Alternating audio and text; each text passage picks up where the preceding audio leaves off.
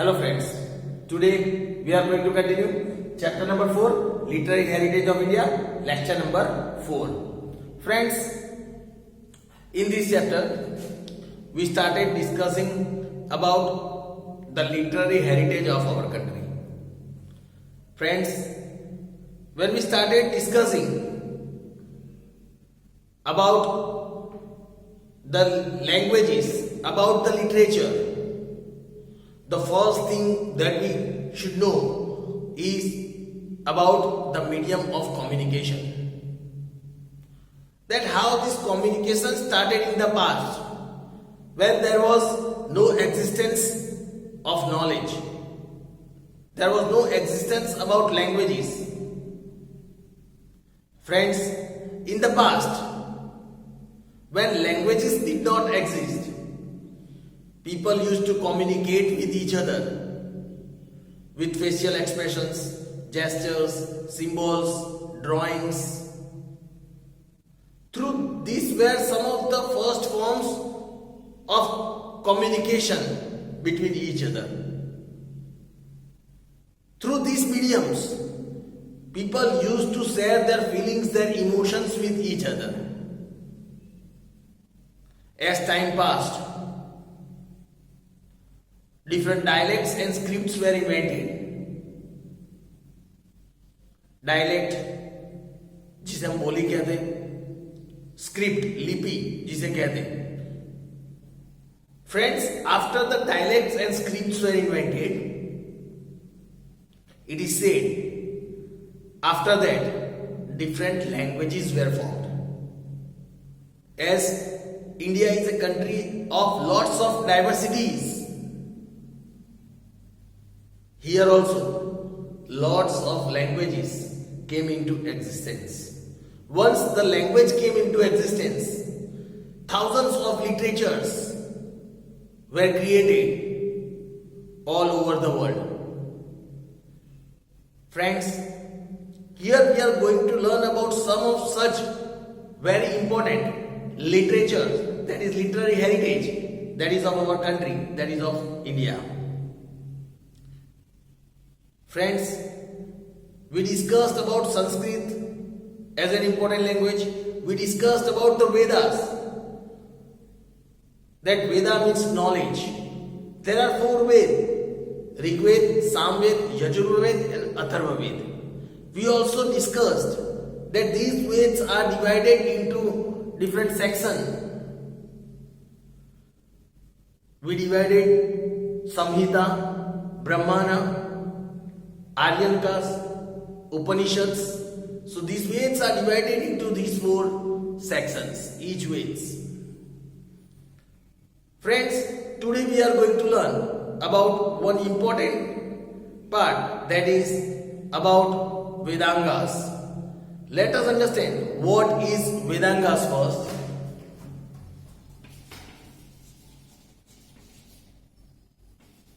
Vedangas. Friends,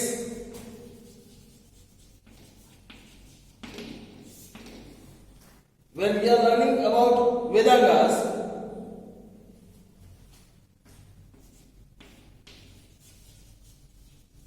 Vedanga means ang.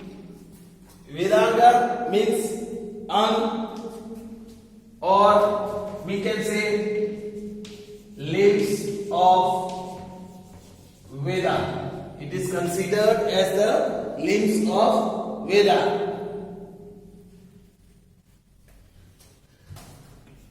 In total, there are 6 Vedangas.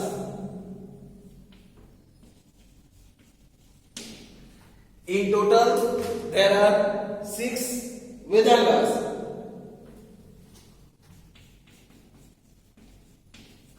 The way the limbs supports and protects the body and protects the body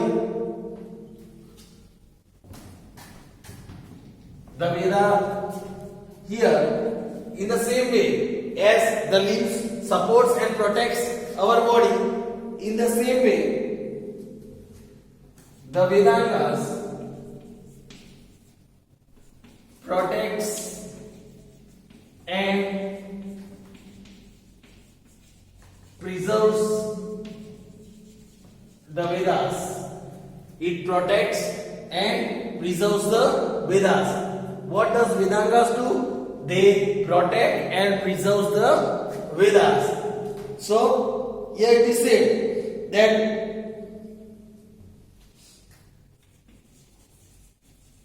Vedangas, when we talk about these Vedangas, developed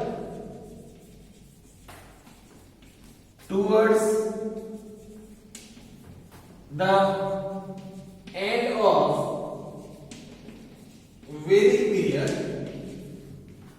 Vedangas developed towards the end of Vedic period to teach people the content and the theories of Vedas in simpler language, in very simpler language. These Vedangas were developed towards the end of the Vedic period to teach people about the content and the theories of these Vedas in very simpler language, in very simpler tone, you can say.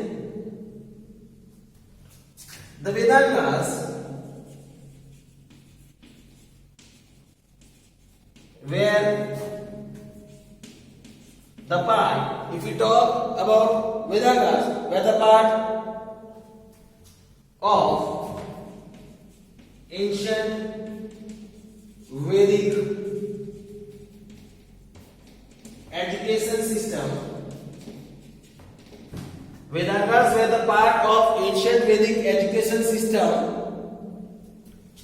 which aimed at promoting on all-round development,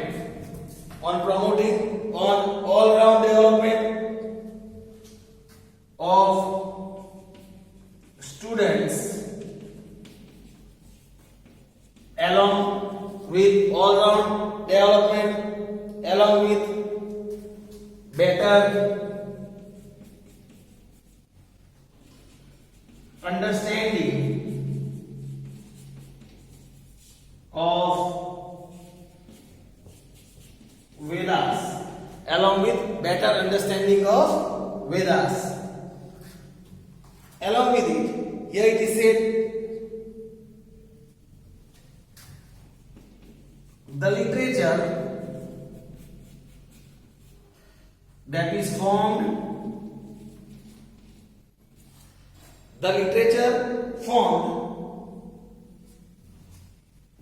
of 6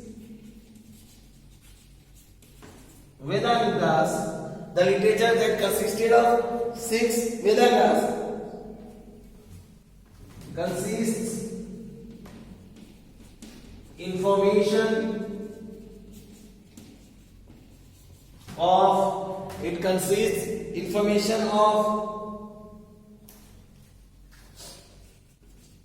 religious practices and rituals, about the religious practices and rituals, grammar, astrology, and astronomy. So friends, here it is said, this Vedanta, this literature is the literature literature that is formed of 6 Vedangas. It consists information about the religious practice and rituals that exist in our culture, about the grammar, about the astronomy, about the knowledge of astronomy and astrology. So friends, this was the information about the Vedangas. Now friends, let us understand about the very important part, that is the 2 great Indian epics of our Indian culture. Let us understand about the 2 great Indian epics. Friends, now let us have information about 2 greatest epics of India. Now, friends, when we are discussing about the 2 great epics of India, we all know the Ramayana and the Mahabharata are the 2 greatest epics of India. Friends, we all know the Ramayana and the Mahabharata are the 2 greatest epics of India. The present form of these epics, if we talk about the present form of these epics, can be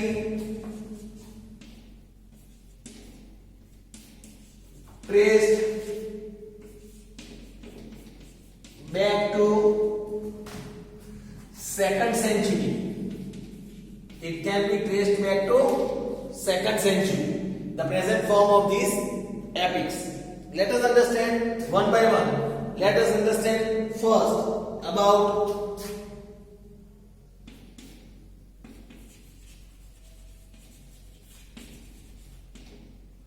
the Ramayana. When we talk about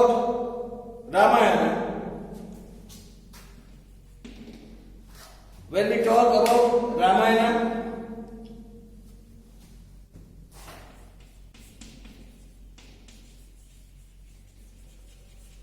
the Ramayana is a story of, when we talk about Ramayana, it is considered as a story of Ramchandra. It is a story of Ramchandra. God Ram, we can say Ramchandra, Lord Rama, the king of Ayodhya.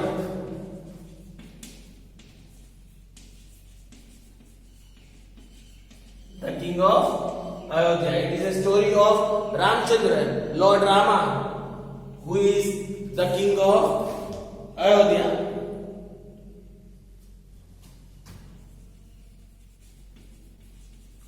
Compared to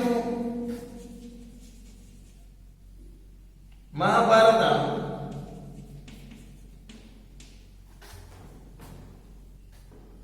this is a small epic. It is a small epic comparing to Mahabharata. Ramayana is considered as small epic.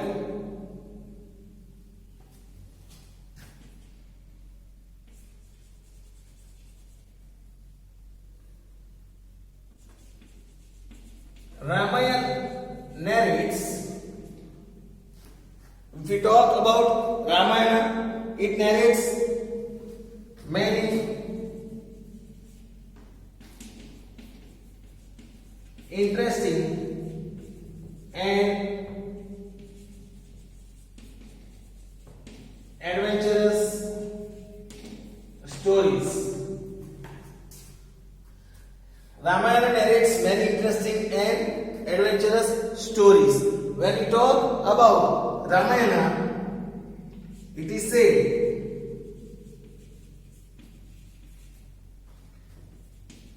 shows the people about the limitations of our life. Ramayana shows the people about the limitations of our life. That what are the limitations of a person in his life. Ramayana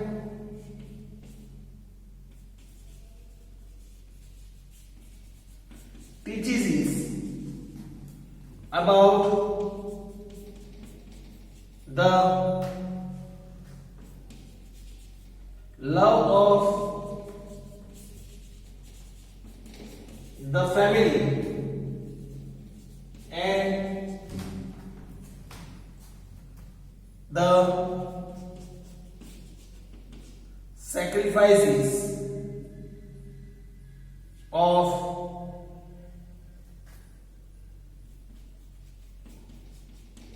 the king Ram. Ramayana teaches about the love of the family and also it shows the sacrifices of King Rama and his obedience about his fathers, about the words of his father. Ramayana teaches about the love of the family and the sacrifice of the King Rama. Here it also shows the true devotion of Lord Hanuman towards Lord Rama. In Ramayana, we can see the true devotion of Lord Hanuman towards Lord Rama. So friends, this was the information about the first epic, that is the Ramayana. Now let us understand about the Mahabharata.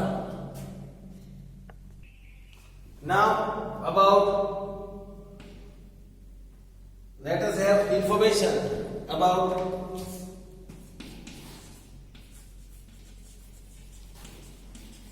the Mahabharata. Now, when we share the information about the Mahabharata, it is the world's largest epic.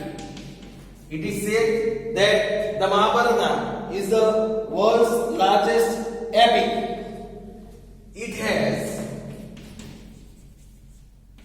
1 lakh verses. It has 1 lakh verses in it. That is in Mahabharata. Mahabharata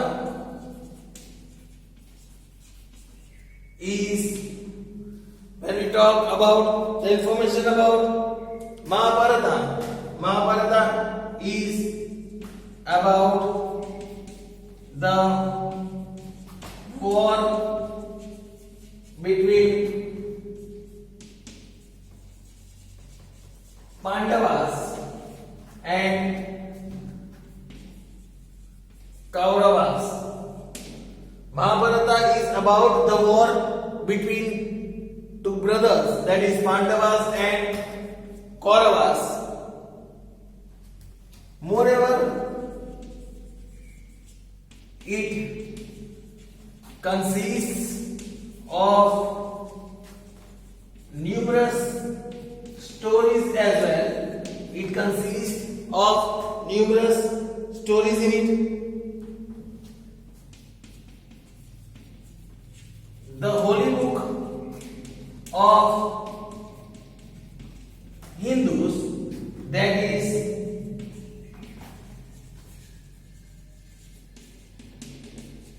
the Bhagavad Gita, the holy book of Hindus, that is the Bhagavad Gita, is a part of Mahabharata, is a part of Mahabharata. The Gita describes, if we talk about the Gita, that is the Bhagavad Gita, it describes deep philosophical principles.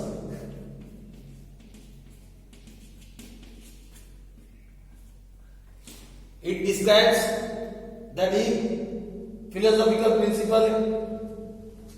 It conveys the message of achieving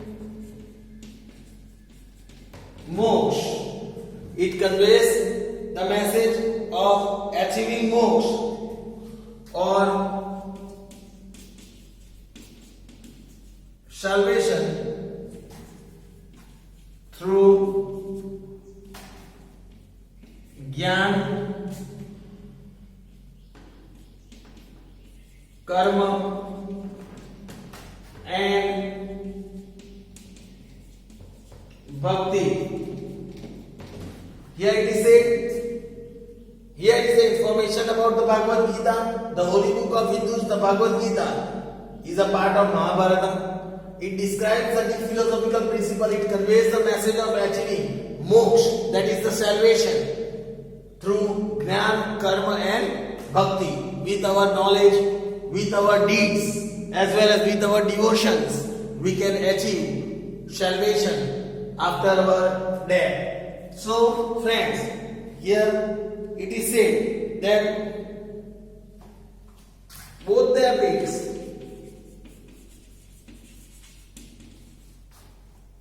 Ramayana and Mahabharata, if we talk about both the epics, that is Ramayana and Mahabharata, have been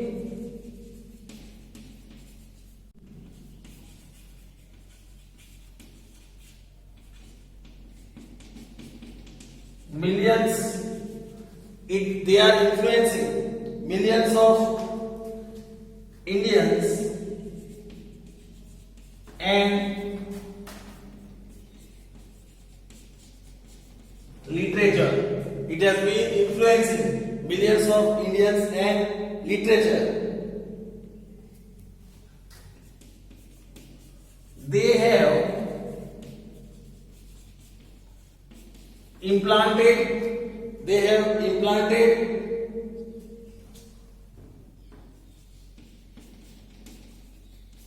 motivational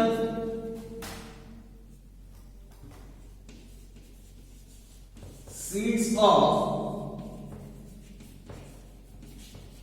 sanskars, motivational seeds of sanskars in the Indians. Motivational seeds of sanskars in the Indian.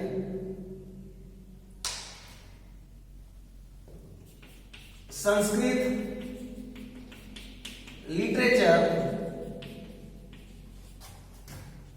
grew a lot. Sanskrit literature grew a lot during the era of these two epics. Sanskrit language developed a lot during these two epics. After learning about this, now let us learn about Tripitaka. Friends, let us understand about Tripitaka.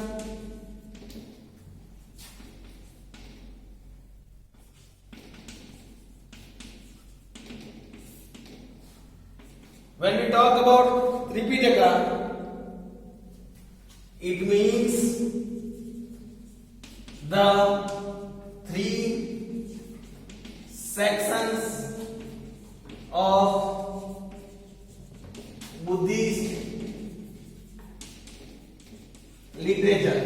Tripitaka means the three sections of Buddhist literature. The three sections consist of these three sections of Buddhist literature consist of first Sutta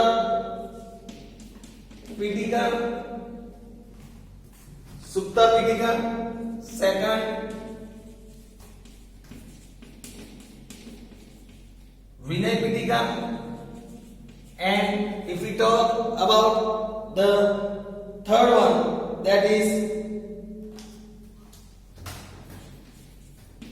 Abhidhamma Pitaka. These are the three Pitaka that consist of the Buddhist literature, which are known as Tripitaka. They are known as Tripitaka. The earlier Buddhist literature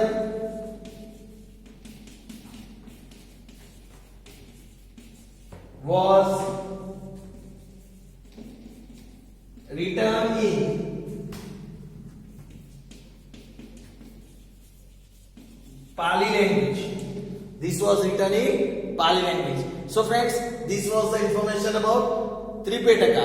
Tripitaka में three means three, and Pitaka means these three. Pitaka means three Pitaka. It consists of Buddhist literature. These three Pitaka are Buddhist literature. Which three are considered as Tripitaka? They are Sutta Pitaka, Vinaya Pitaka, and Abhidhamma Pitaka. These three are consisted as Buddhist literature and known as Tripitaka. This Buddhist literature in the earlier time was written in which language? It was written in Pali language. So friends, here we have clearly understood today about the three parts, that is the Vedangas, about the two greatest epics of India, and about Tripitaka. So friends, hope so you might have understood about these three topics. We will cover the other topics in our next lecture. Thank you.